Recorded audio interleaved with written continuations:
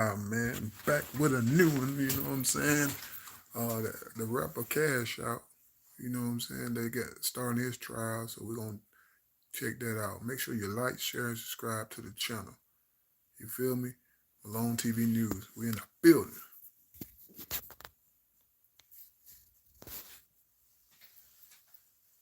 They just further know that I'm just doing, you know what I'm saying? Trafficking a person for sexual servitude, aggravated assault with a deadly weapon, that's him and his mom, false imprisonment, pandering by compulsion, possession of cocaine, tampering with evidence, willful obstruction of a law enforcement officer, and pimping as set forth in the indictment, and a true verdict give according to the evidence, so help you God. If so, please answer, I do. All right, thank you, ladies and gentlemen. You may be seated. Ladies and gentlemen, we are now ready to begin the trial of this case. I have some preliminary matters to discuss with you. I've already introduced my staff, and I encourage you to approach them if you have any questions. You will report through the hallway that you just came through, next to courtroom 8C, and ring the buzzer always that says Judge Leftridge next to it. You will be buzzed into the hallway, and you will proceed to my jury room. Ladies and gentlemen, from this point forward, you will not enter the courtroom unless Sergeant Pilgrim brings you out from the jury room. After breaks and at the beginning of the day, you will go straight to the jury room from the elevators. Please wear layered clothing. Sometimes it is cold in the jury room and in the courtroom. We have a refrigerator, a toaster oven, and a microwave available for your use. Please bring snacks and your lunch. Unfortunately, there are very little available food choices around this courthouse. I will ask that you wear your juror stickers whenever you are in the courthouse. This is so the lawyers and the witnesses can identify you as a juror. From this point on, the lawyers, parties, witnesses, and anyone else associated with this case in any way, with the exception of my staff, are prohibited from having any contact with you whatsoever. So if you happen to encounter any such persons on the street or in the elevator, please do not attempt to communicate with them in any way. Do not be offended when they ignore you. They are not trying to be rude. They are simply abiding by the law. If for some reason you have contact with one of the lawyers, or if you inadvertently overhear something about the case, please notify my deputy immediately. Ladies and gentlemen, we will generally hold court from 9 o'clock until between 5 and 6:30 p.m. With a 1 hour break for lunch around the noon time, whatever makes sense. Sometimes chilling. Sometimes it'll be noon. It just depends. For the sake of your fellow jurors, please arrive on time, as we cannot begin or continue the case until all jurors are present. If something unexpected happens and you absolutely cannot help being late, please call my office immediately. We will provide you with the number. You will reach out to Ms. Tomlinson, my judicial assistant. Again, you are not to discuss the case with anyone or allow anyone to discuss it in your presence. And I need to remind you not to watch TV or read newspaper accounts, no social media, no posting regarding the case. In other words, I'm not saying you can't watch TV, but if something were to pop up on the television related to this case, then you should immediately turn the channel, okay? Ladies and gentlemen, I believe it might be helpful if I give you some preliminary instructions concerning criminal law and trial procedure, which will apply to this criminal case. A crime is a violation of a statute of this state in which there shall be a union or joint operation of act and intention. That is, a crime is committed when a person violates a statute of this state by acting as prohibited, while at the same time he has a criminal intention and no other defense excuses the conduct. A person will not be presumed to act with criminal intention. However, you, the jury, may find such intention upon consideration of the words, conduct, demeanor, motive, and all other circumstances connected with the act for which the accused is being prosecuted. The state cannot bring a person accused of a felony to trial unless the grand jury has first indicted that person. Grand jurors do not try criminal cases.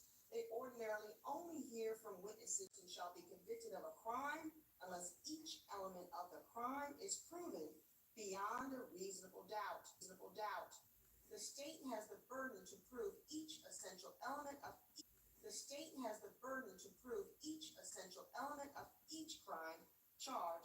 beyond apply to any other witness. If the defendant does not testify, which is the defendant's absolute constitutional right, you shall not draw any inference of guilt from this decision, and the defendant's election not to testify may not in any way affect your verdict. Moreover, the defendant has no duty to call any witnesses or present any evidence during the trial.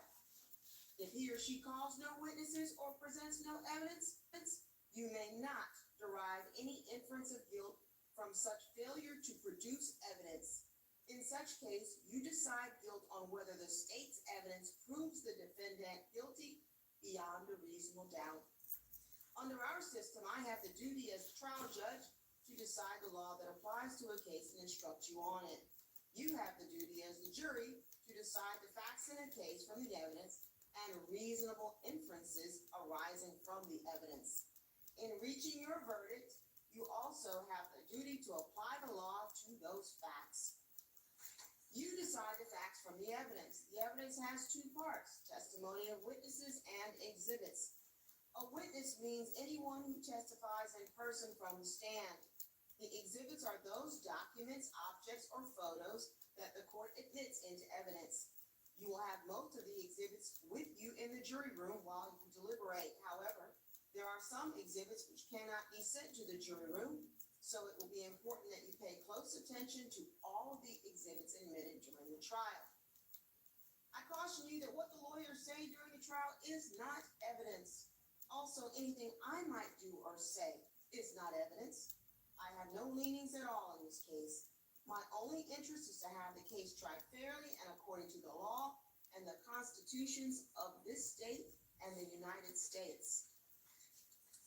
You are the exclusive judges of the witnesses' credibility. That is, you decide the truthfulness and reasonableness of their testimony. You may believe or disbelieve all or any part of the testimony of any witness. You have the duty to decide what testimony is worthy of belief and what testimony is not worthy of belief. You should lay aside any preconceived notions and not decide a witness's credibility until the witness has testified. This is true no matter who the witness is, whether a victim of a crime, the defendant on trial, a police officer, an expert in some field, or otherwise.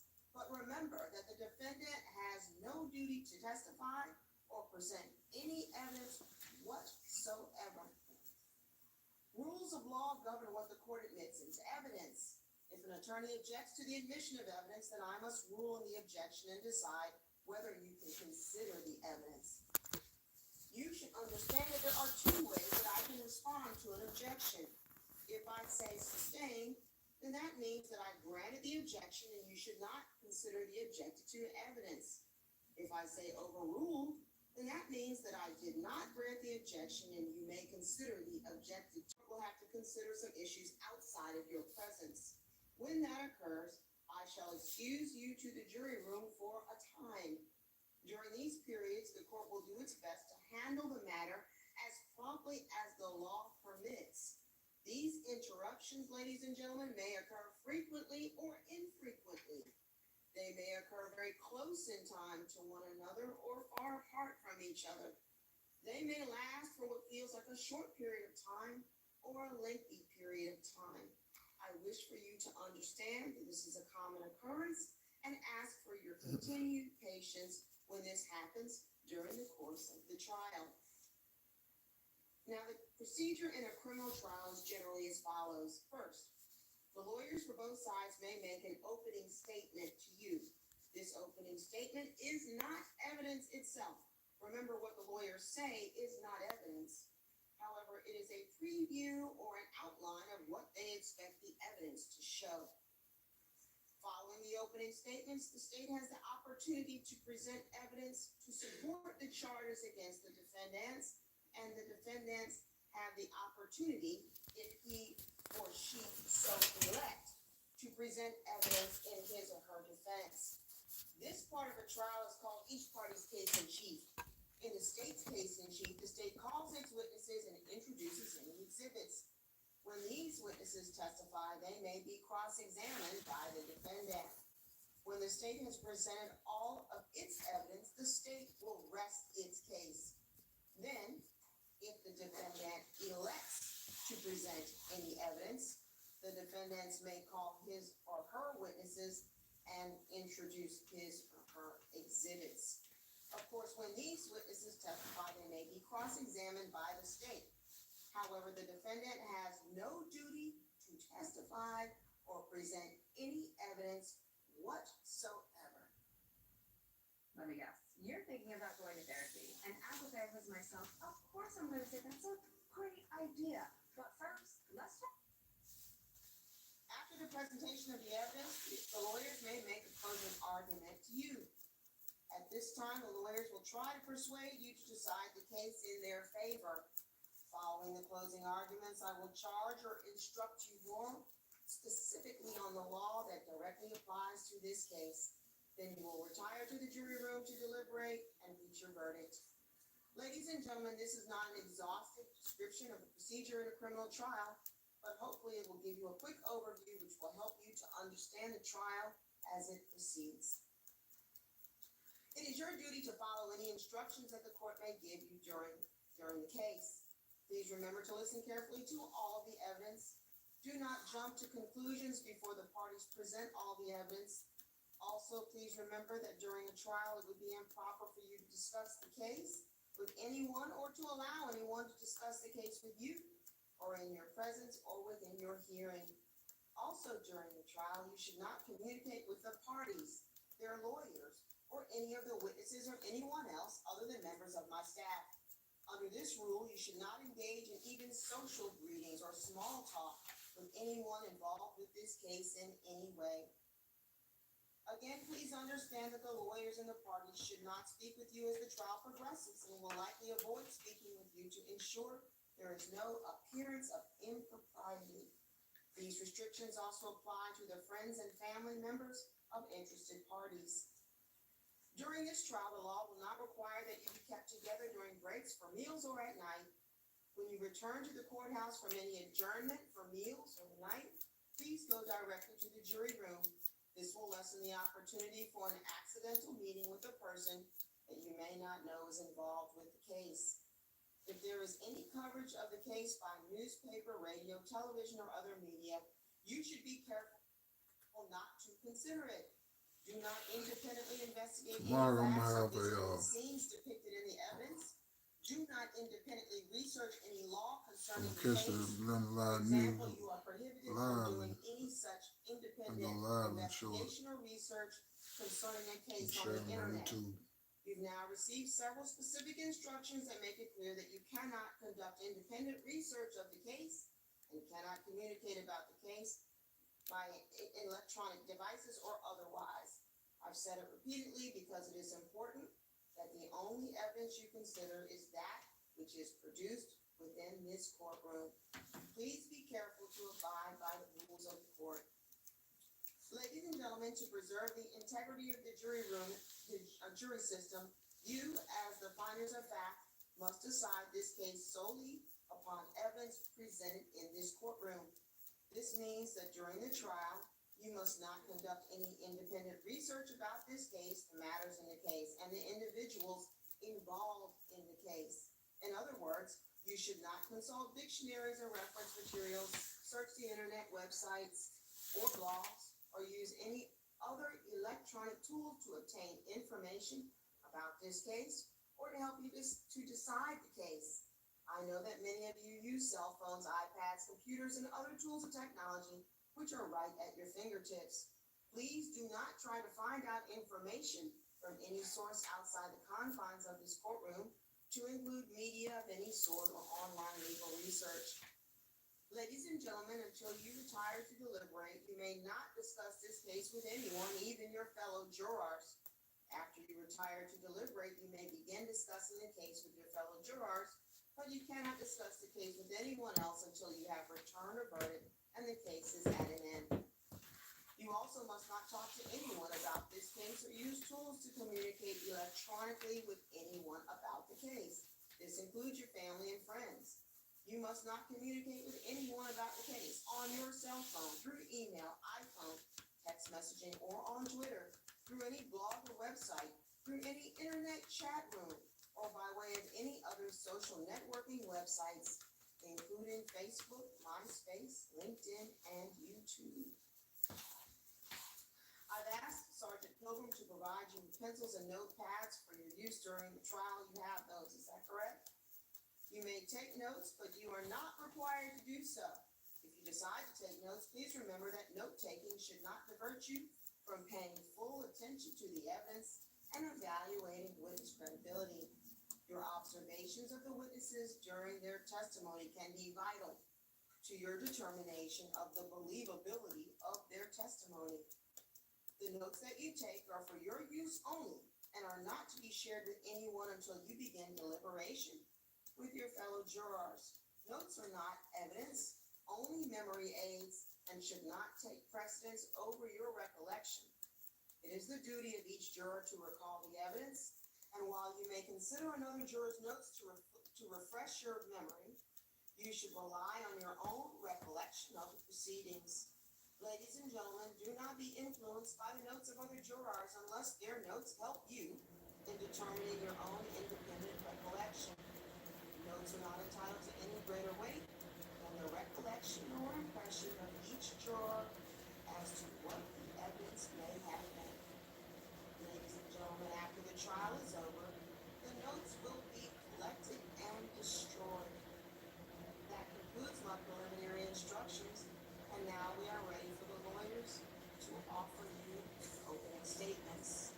On behalf of the state, is there a desire to offer this jury an opening statement? Yes, sir. You have the floor to do so at this time.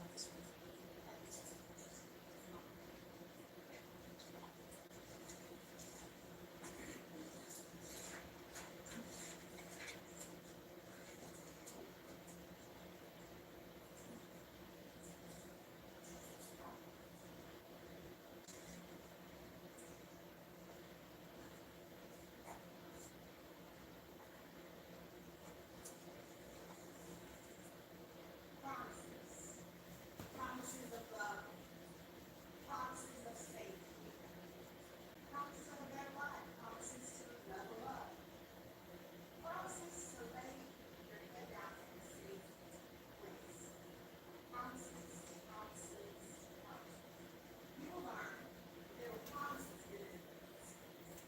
They were cloaked in promise, cloaked in grief. In their arrogance, predators target the weak who are caught in the schemes they devise. Their eyes watch in secret for their victims like rattlesnakes hidden in rocks. They lie in wait seeking to devour. Ladies and gentlemen of the jury, that is what this case is about. This case is about these defendants. These defendants who built a proverbial house, a business, on the backs of young women. Through the lure of their leaders' notoriety. Good afternoon, my name is Irving Winfrey, as I stated earlier. I, along with my co-counsel, Chief Deputy District Attorney Adrian Love, Deputy District Attorney Grant Wood, represent the state of Georgia. First, I want to thank you for your patience during the arduous task of jury selection, and I thank you in advance for your service today.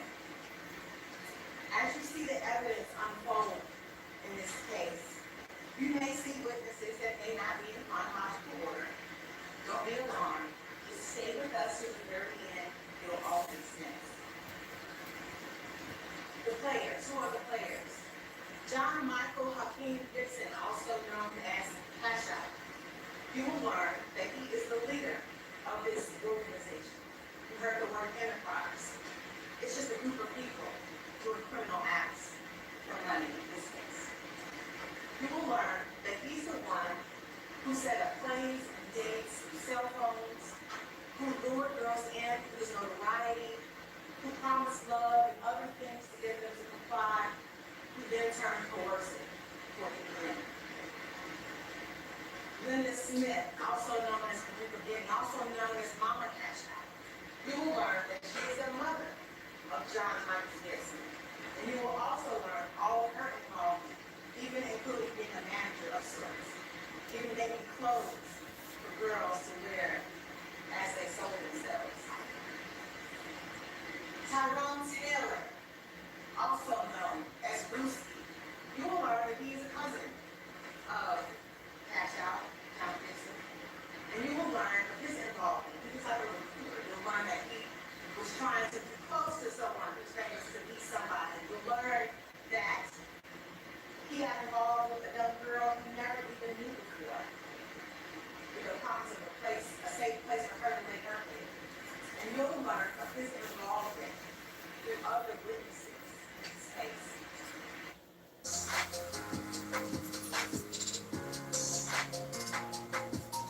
commercial break.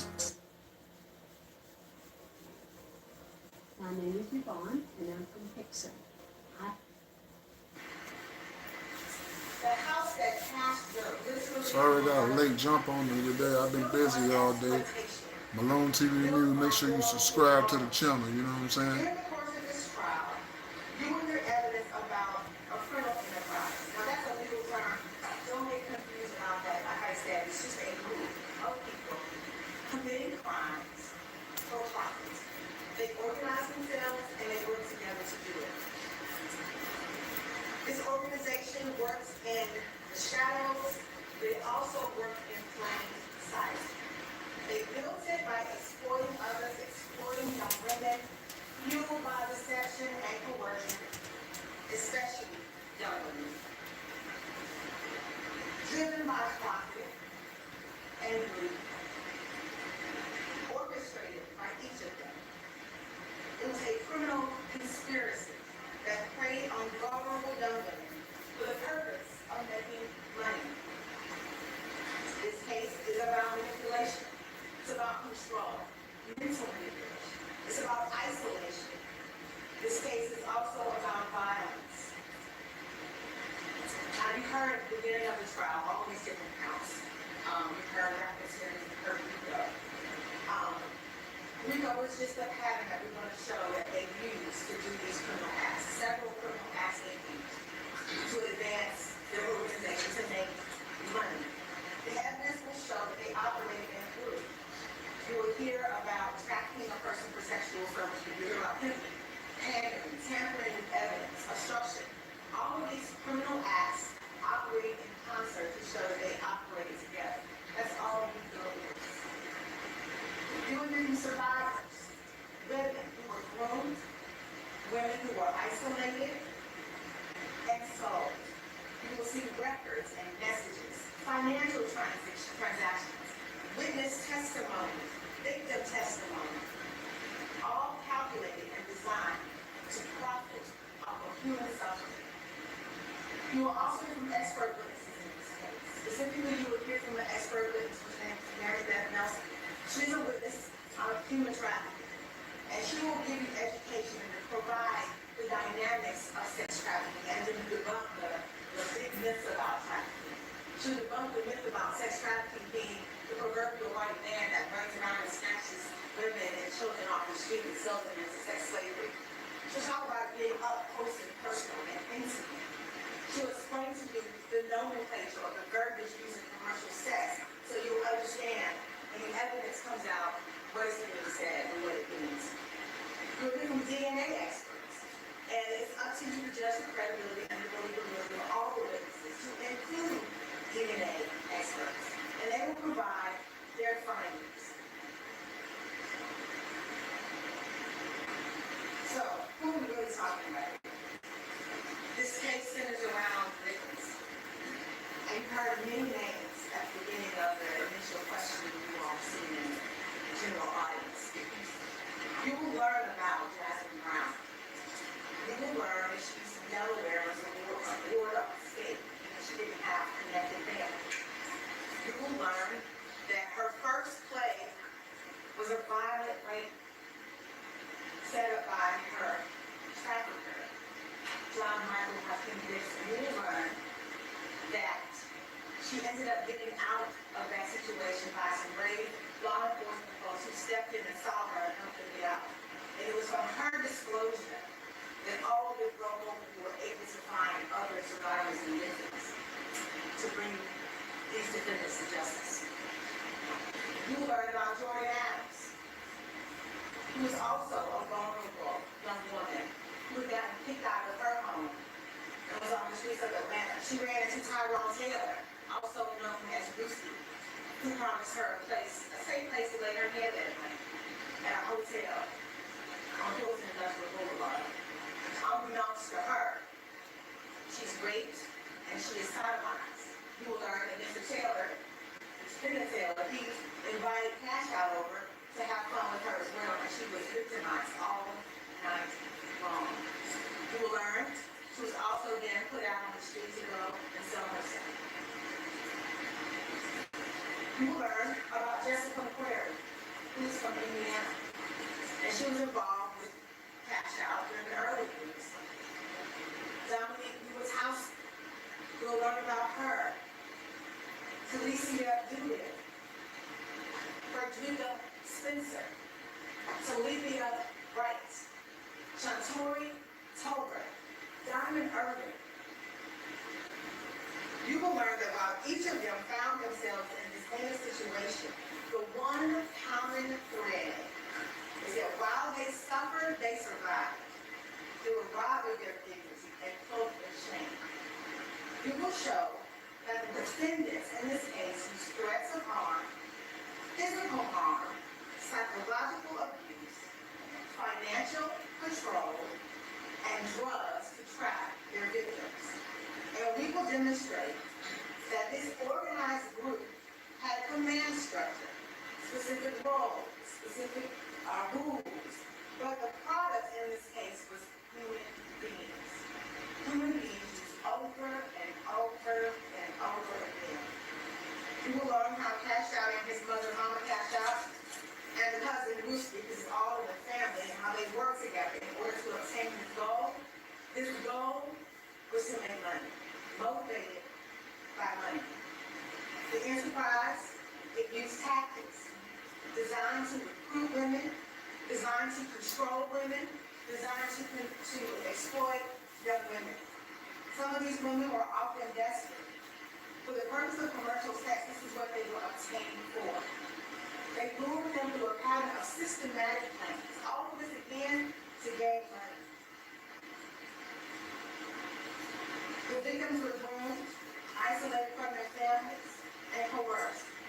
As the people sitting behind this operation, they knew exactly what they were doing. The house that they built, the foundation is believed. The backs of the young women that made the money for them, they had no control of the money. Some of them subject to sexual violence, some of them subject to physical violence, all of them subject to Cash Out from early on since about 2014 to about 2022. Intimately involved with the inner workings and dealings, of this organized web beneath the minds. She was Deanna Sanders. She was in a relationship with Cash Out. And you will learn that all of these girls believe that they were in a relationship with Cash Out. So I decided to look at some new wheels for the truck. Went into Rent a Wheel. I heard about it from a friend who said that $20 gets you started in and out the door. But the selection was awesome. Check out all the different styles of wheels they had. So I handed them $20. Guys, check this out. This company is giving away their VitalWear smartwatch for free. They're normally $300. All of them learned and felt as though he loved them, or they were his girlfriend, or they were his wife, or soon to be wife. All of that. And Deanna Sanders will talk to you about her physical abuse at the hands of. You will have corroboration. You will have testimony with the support of our announcement that text messages, financial records, witness accounts, victim testimony, all reporting to the same conclusion. The defendants work together, exploiting human lives for profit. Now, the court already instructed the burden is on us, it's on the state. The defendants have no burden whatsoever. They don't have to put up a scintilla of evidence at all. But I want to inform you to be mindful of the distractions, to not go down the rabbit holes. The evidence will be the evidence. I ask you to take notes, copious notes. We'll be here for a while. So you may not remember something from the first day to the last day. This evidence will be disturbing. I will admit the details will be hard to listen to and difficult, but they are necessary. Because at the end of this trial, the only conclusion the evidence will support is that the defendants ran a criminal enterprise that trafficked human beings. Defendants Taylor and defendants Gibson even sodomized and raped one of the victims. And this pattern of criminal behavior must be brought to light. And the defendants must be held accountable. You will learn that there is nothing that is concealed that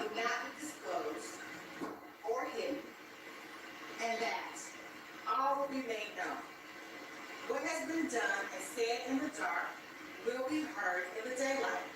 And what has been whispered in the ear in the inner rooms will be proclaimed from this witness stand. I will come back to you at the end of this case. And we'll talk about all the evidence you heard. And we will do all the applicable law. And I will come back and ask you to find all of the defendants guilty. Thank you. All right. Mr. Matthews, on behalf of Mr. Gibson, would you like to offer his jury an opening statement? Yes, Your Honor. You have the floor, so at this time, sir. Thank you.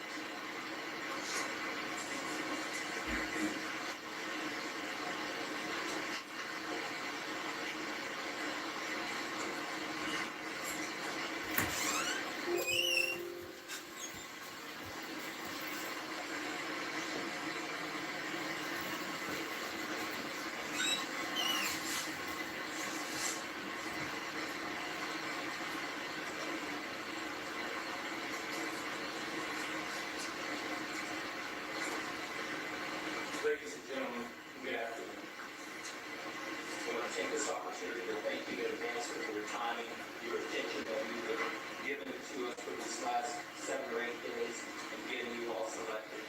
We have selected a jury that is the fairest jury to hear this case. I have an opportunity and a privilege and an honor to represent Mr. John Michael Gibson, along with myself and Attorney Carson Matthews Jr. You have been impaneled, ladies and gentlemen, to hear and listen to evidence and law in this case. The trial of John Michael Gibson, aka Cash Out. Who is John Michael Gibson? He's 34 years old. He's an American rapper. He was born in Columbus, Georgia. He moved to the Atlanta area as a teen. Came from humble beginnings. He moved to Atlanta, Georgia, living with his mother and siblings, east side of Atlanta, and he developed a love for music. He worked hard in the development of his craft. He didn't allow his humble beginnings, he did not allow where he was born, he did not allow his circumstances to stop his dreams. What were his dreams, ladies and gentlemen?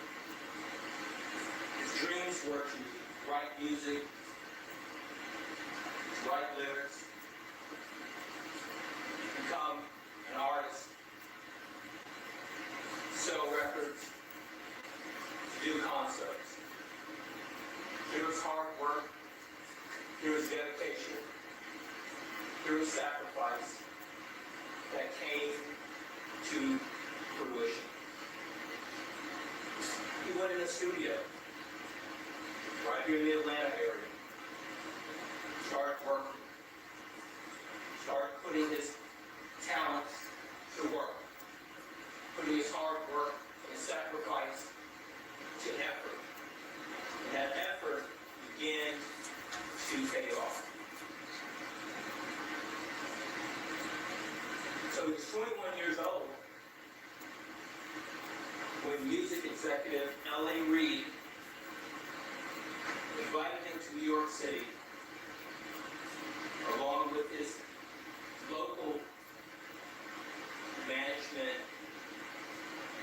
he signed.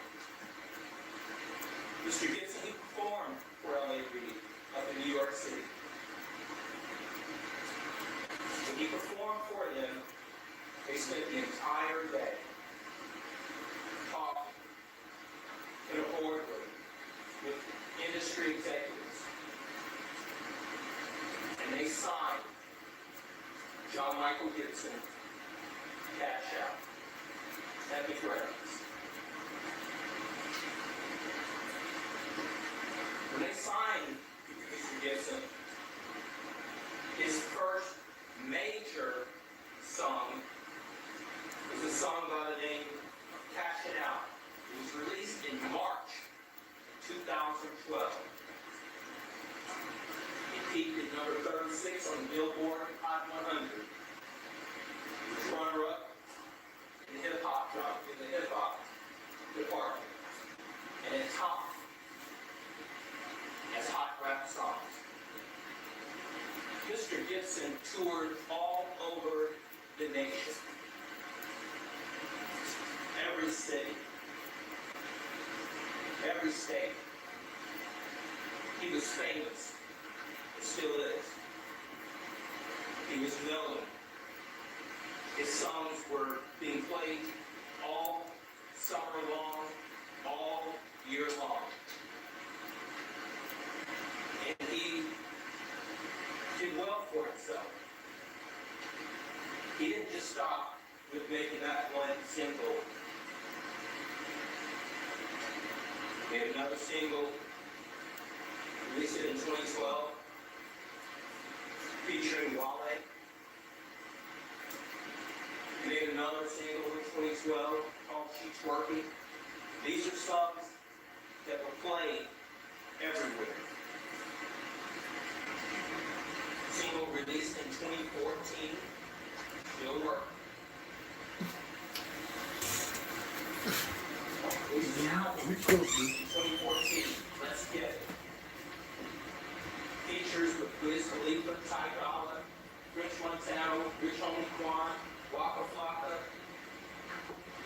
These are not just local artists, these are national artists that Mr. Gibson was working and worked with. These are 12 tracks. This is a full album, working. These songs aren't making themselves. Released another album in 2014, featuring Snoop Dogg, Rich the Kid, DJ Bobby Black. He worked with these artists. In November of 2014, released another album at 11 tracks. 2014, another album, It's My Time.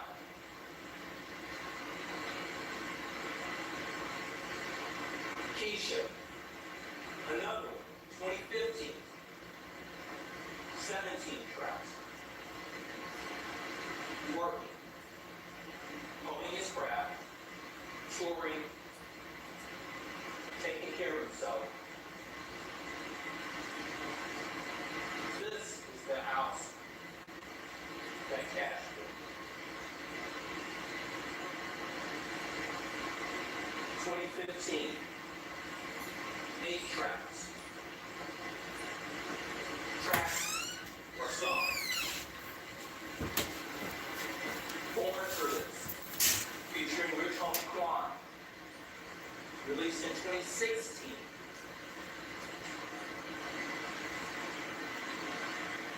Song called Lil Baby, released in 2016.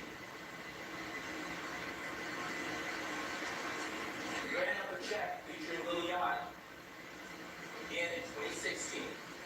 Working. As a therapist myself, I know how important it is Right to up have on you, somebody Reverend. to talk to about your problems, to bounce ideas off of, process your traumas and your I don't think they're gonna help. And the list continues to go on. 2016. 2017.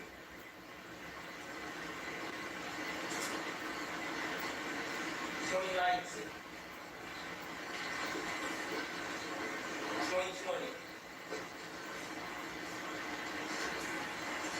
Those are all songs, albums, Mr. Gibson worked, taking care of his business, and building his craft. Now,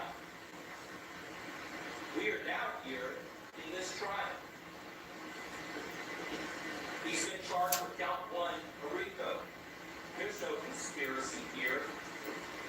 There's no criminal enterprise, and there's no structure to any criminal organization. The evidence will show that there was no organization that resulted in structure, that resulted in there being a scheme, meetings, officers, the things that you would see in a corrupt, criminal, mafia-style organization. It's that RICO was built for. The evidence is going to show that this goes back, in terms of this indictment, from 2013, 10, 12 plus years ago, 21. Yes. The evidence is going to show that this was put together in a RICO case. They put this together. Now let's talk about some of these persons that you will hear from. Now the allegation, ladies and gentlemen, is that Felicia Dewberry spit and pandered. She was interviewed by members of the district attorney's office several years later. 6, 7 years later. 22 maybe, 2022. And you will hear her tell you, ladies and gentlemen, that it was not Mr. Gibson, that is this girl named Raven.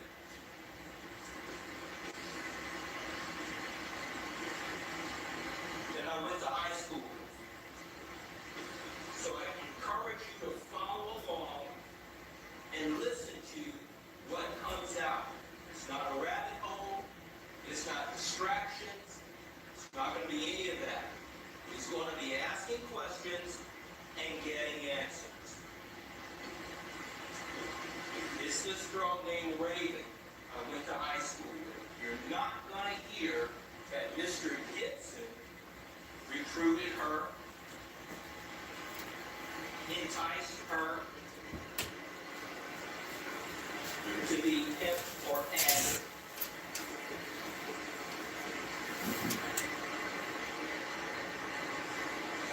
Jessica McQuarrie. Keep in mind the dates. 2013, 2014. So the evidence is going to show that she was interviewed in 2022, 8 years later. You will hear that she moved to Georgia from Indiana to be with a man named James Jefferson. She did not come to Georgia to be with John Michael.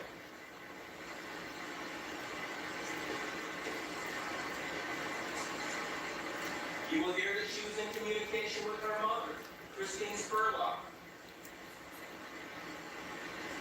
There was no pimping or pandering, no simple battery. So you listen to it. Some of it may be hard to hear. Our job is not to be brutal.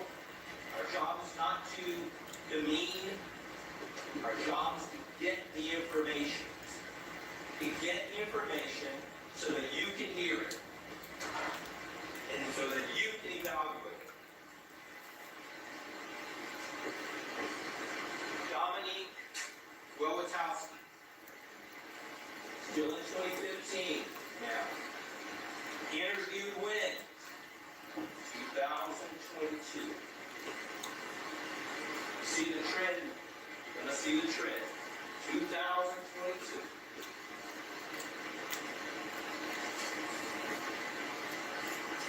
You're gonna be asking yourself these questions. You're all being interviewed around the same time. I will ask you to follow this case. You will not find any proof that Mr. Gibson committed sex trafficking on Dominique Wojciechowski.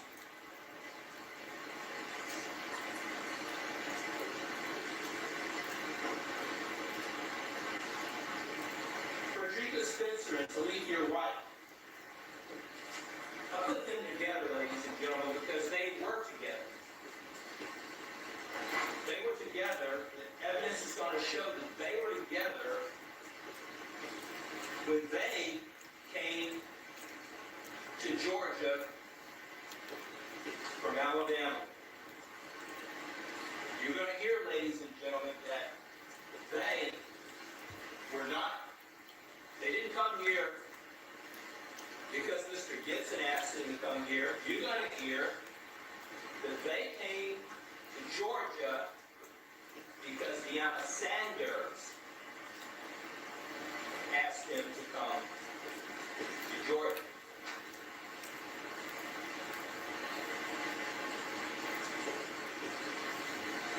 Look at the date, August 1 to August 13. They were interviewed when? 2022. One in April, one in August. Now, when we get them on the stand, when they come and sit and take this witness stand, we're going to talk. We're going to have some conversation. What did they tell the police that morning? You will hear evidence that they're going to tell the police that they were robbed by 3 men at Del Road Baylock Inn. But you may hear something different when they take the stand. You may hear that they may say that they were raped by a guy or 2 guys. And we're going to talk about all those things. Because you will have an opportunity to listen to the evidence. You will have an opportunity to weigh the evidence. You will have an opportunity to listen to and evaluate credibility. And you will do that. There was no pimping and there was no pandering by Mr. John Michael Gibson. Frederica Spencer until you're right. Jasmine Brown. Mr. Gibson is charged with trafficking Jasmine Brown on March 27, 2018. March 28, 18. When she comes into this courtroom, you talk to her, and she talks to you, and she tells you what she tells you, then we're going to compare what she tells you to what she's told other people. You'll have an opportunity to listen to the evidence. You'll have an opportunity to weigh the evidence. You will have an opportunity to weigh the credibility. They're not just starters, they're party starters. Tasties, feed the fun. How do you take 20,000 children in the middle of New York City without anybody seeing? They're being put into buses. They're given certain clothes. Some of them were taken out in boxes. You can call them crates. You can call them caskets of dead people. Although they were live children in there. I mean, we could talk about tunnels all we want, and non-believers will say, where's the proof? When I go into the tunnels, I can't take my phone. And if you're going to do it, the psychopaths will eliminate you. So some pictures I saw that are real, and I was surprised to see them. But there are many children down there. Yes. But they're not in the main rooms. They're in the hidden rooms within the walls of the tunnels. Do you have an idea of the number of children that we're talking about? It's huge. It's numbers you can't comprehend.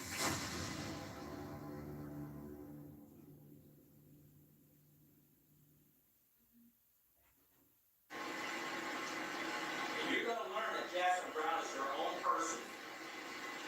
She get what she wants. You'll have an opportunity to see text messages. So we're gonna go through it.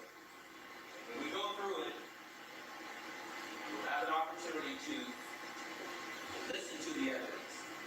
You'll have an opportunity to weigh the evidence.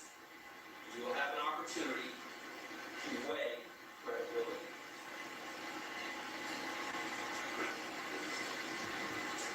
Ladies and gentlemen, you heard a very long indictment being read. When you heard that indictment being read, there were multiple counts in the indictment. And in that indictment, which is All right, we're gonna stop it right there, y'all. We're gonna continue tomorrow on day 2.